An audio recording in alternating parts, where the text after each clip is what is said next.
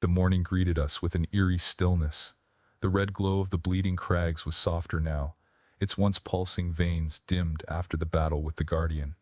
The air was lighter, though the weight of the shadow still lingered like a fading storm. Lysara was already awake, her eyes scanning the horizon as she sipped from a small cup of steaming liquid. She nodded as I stirred, her demeanor as steady as ever. "The light is returning here," she said, gesturing to the faint glimmers of ether now visible in the rock. "Your actions yesterday disrupted the shadow's hold, but it will not give up so easily." I nodded, gripping the shard around my neck. Its light was steady and bright, a reassuring pulse against my chest.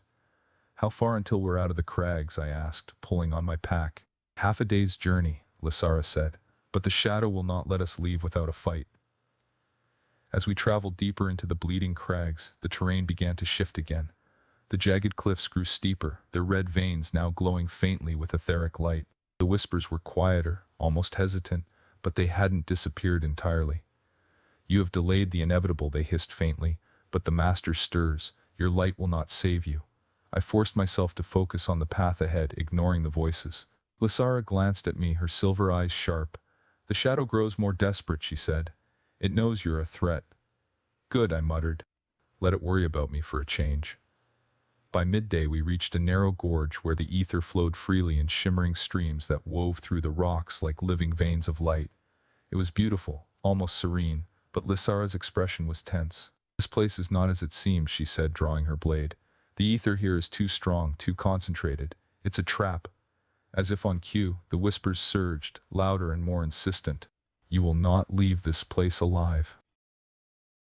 The ground beneath us trembled, and from the streams of ether emerged shadowed forms, twisted, translucent figures that pulsed with corrupted light.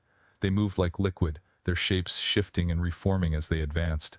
"Ether wraiths," Lysara said grimly. "They are born of the shadow's corruption and the ether's strength.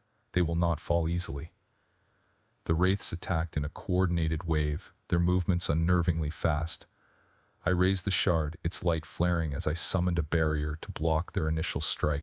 The ether responded more easily now, flowing through me with a clarity I hadn't felt before. Lysara moved like a dancer, her blades slicing through the wraiths with precision. Each strike sent ripples through their forms, but they didn't dissolve completely. Instead, they reformed, their shapes twisting even further. "They're adapting," I shouted, sending a blast of light toward a cluster of wraiths. The energy dispersed them, but only temporarily. "Focus on the ether streams," Lysara called. "The wraiths draw their strength from the flow. Disrupt them." I turned my attention to the glowing streams, their light pulsating in time with the wraiths' movements. The shard pulsed against my chest, its energy resonating with the ether. Closing my eyes, I reached out with my senses, drawing the ether's energy into the shard. The light flared brighter, and I directed it toward the largest stream. The beam of light struck its base, causing the flow to shudder and dim. The wraiths let out a collective shriek, their forms flickering as the ether stream weakened. Lysara seized the opportunity, cutting through the remaining wraiths with swift, decisive blows. One by one, the streams of ether dimmed, and the wraiths dissolved into mist. The canyon fell silent once more, the only sound the faint hum of the shard. "You're learning quickly," Lysara said as we caught our breath. "The shard responds to you more easily now. That will serve you well in the battles ahead." "It feels different," I admitted. "Like the light isn't just in the shard anymore, it's in me too." She nodded. "That is the nature of the ether. The more you wield it, the more it becomes a part of you. But be cautious.